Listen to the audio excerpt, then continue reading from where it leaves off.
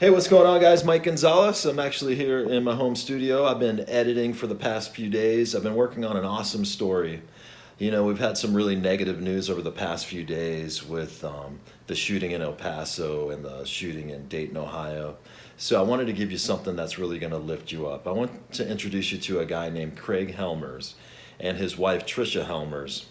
Now, Craig was diagnosed about a year ago with pancreatic cancer. They gave him 6 months to live. But he said, you know what? I'm not dying. I'm going to beat this. And his wife, Tricia, has stood by his side the entire time. They're over at Honor Health Research Institute in Scottsdale, where he's making amazing progress.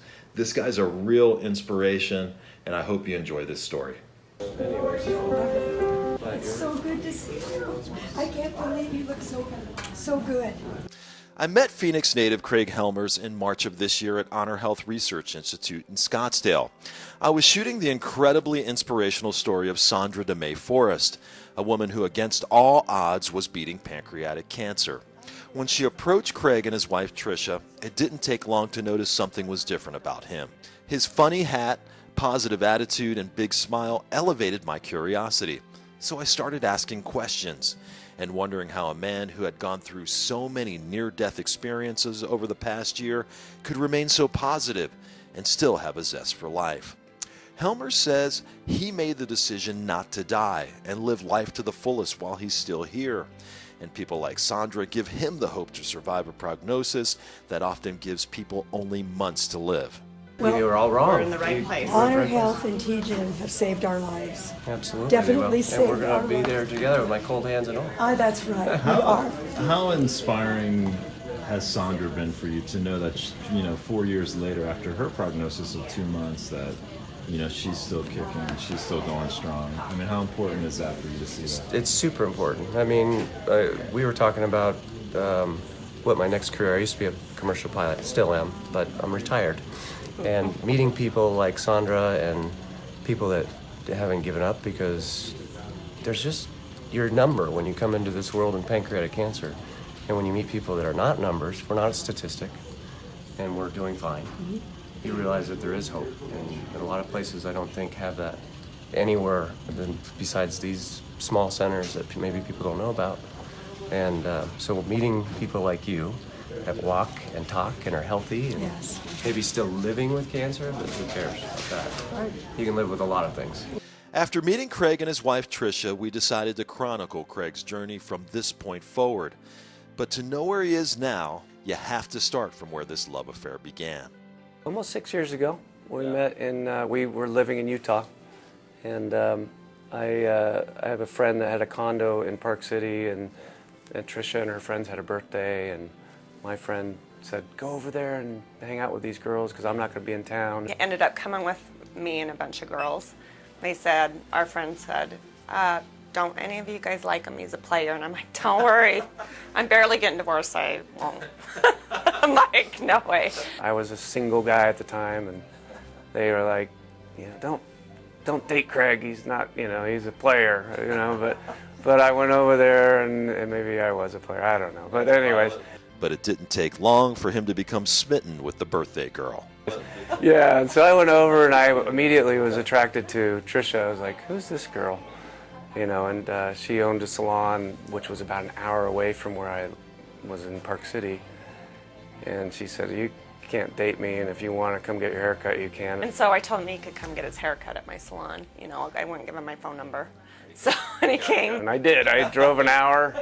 I said, I'm driving an hour. And yeah, I did. And so then we started dating, and we did a long distance hour back and forth for a long time. And then finally it was like she moved in. And For the handsome commercial pilot and the beautiful, successful salon owner, life seemed perfect. In 2017, the pair moved to Fort Lauderdale, Florida. Craig had become a part of Tricia's family, even inspiring her daughter to become a pilot. But in June of 2018, everything would change. Craig was diagnosed with pancreatic cancer, and the prognosis was grim.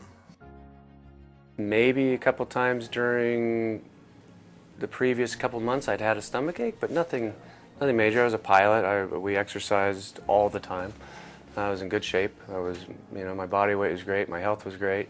as far as I could tell. It was devastating, and yeah, I'm a very compassionate person, and so it was like, yeah, they said it was curable. It's going to be curable, so we got to keep going. Craig had cancer in his ampular vater near the pancreas and gallbladder, and it required something called a Whipple surgery. Whipple's a huge surgery. It involves cutting out parts of your, basically your gallbladder goes, parts of your pancreas, parts of your stomach, parts of your small intestine. Big surgery, but that was the option I got. Craig needed to gain weight before the surgery, so he ate and worked out because doctors told him if he did survive, he was going to lose a lot of muscle and a lot of weight. Craig did survive that Whipple surgery, but doctors would make what Craig believes was a vital mistake. Shortly after the surgery, they discharged him from the hospital.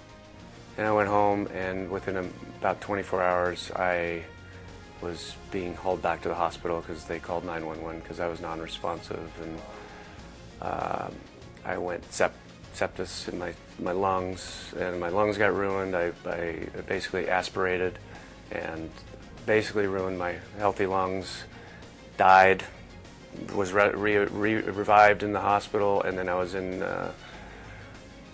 a coma for drug-induced coma for almost 2 months solid in the ICU.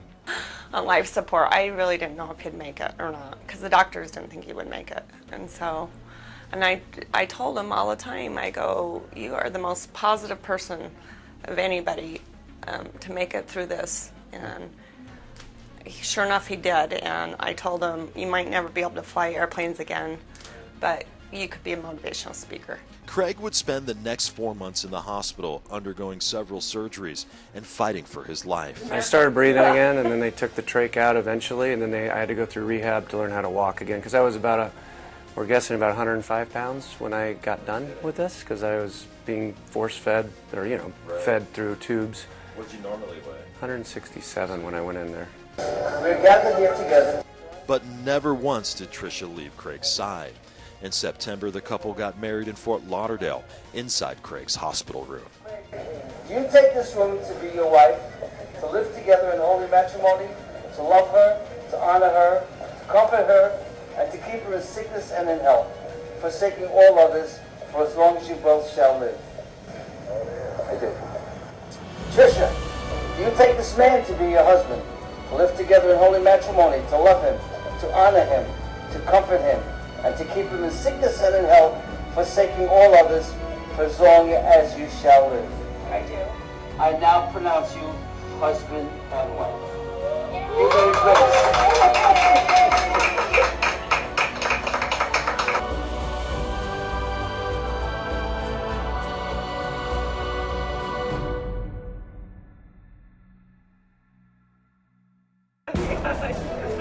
In October of 2018, Craig was well enough to go home, but his future was uncertain.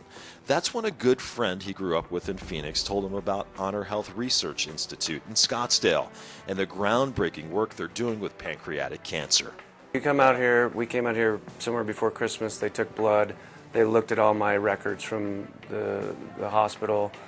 They took a lot of CAT scan. They did a CAT scan, PET. Did we do a PET scan? I don't remember, but we did a CAT CT for sure. And they look at everything, and mainly blood work. They want to make sure my levels in my blood work were acceptable, because they don't want to start you if you're so sick that it's not going to continue on.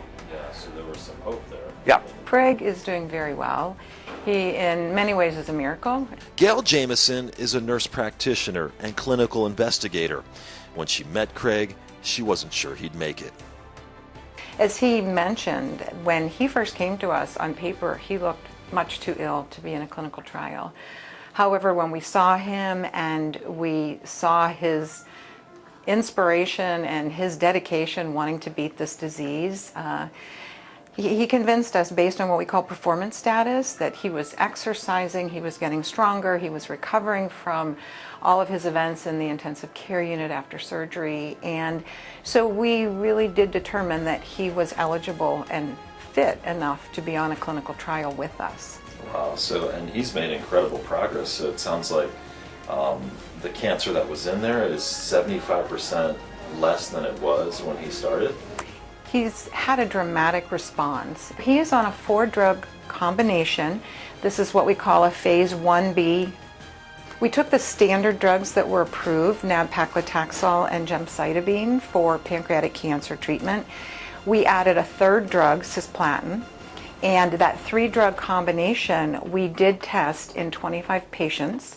And in that study, what we saw, patients with newly diagnosed pancreatic cancer that had spread outside of that area, we call it metastatic, that we saw 2 patients have a complete response out of 25. That's unheard of in stage 4 pancreatic cancer. We saw 71% of those patients have a dramatic response to the treatment. We've seen several long-term survivors. Fast forward to today, and Craig is a walking miracle. What was supposed to be 6 months has turned into more than a year. That is actually that's the vitamin C. So that is vitamin C and the saline solution, so it's a mix. Despite the progress, the days are grueling. Craig undergoes chemotherapy treatments 2 weeks in a row, followed by a week of high vitamin C doses. Then on the 4th week, it's back to chemo treatments again. But Craig says you'll never hear him complain. I'm the guy that's gaining weight on chemo, so I came in here at 132 pounds and now I'm about 151. And that's kind of unusual. So I say I'm feeling a lot better. For Craig and Tricia, they don't know what the future will hold. It's why they cherish the here and now so much.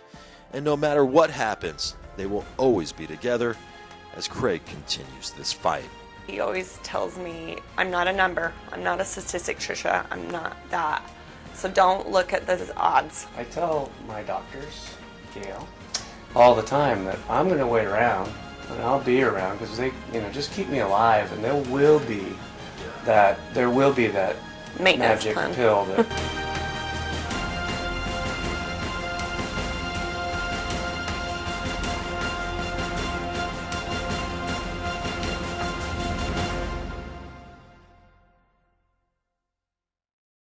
What an amazing story, and what a great guy that Craig is. And he has such unwavering support from Tricia, both just amazing people. It was so great working with them. Well, Craig's next big test is going to be in September, and I'll be there for that as he continues to make miracles. So I hope his story really lifted you guys up, and I'm continuing to follow as he makes miracles. I'm Mike Gonzalez. You can see me every day on Channel 4 from 4 to 5. I hope to see you then. Thanks for watching.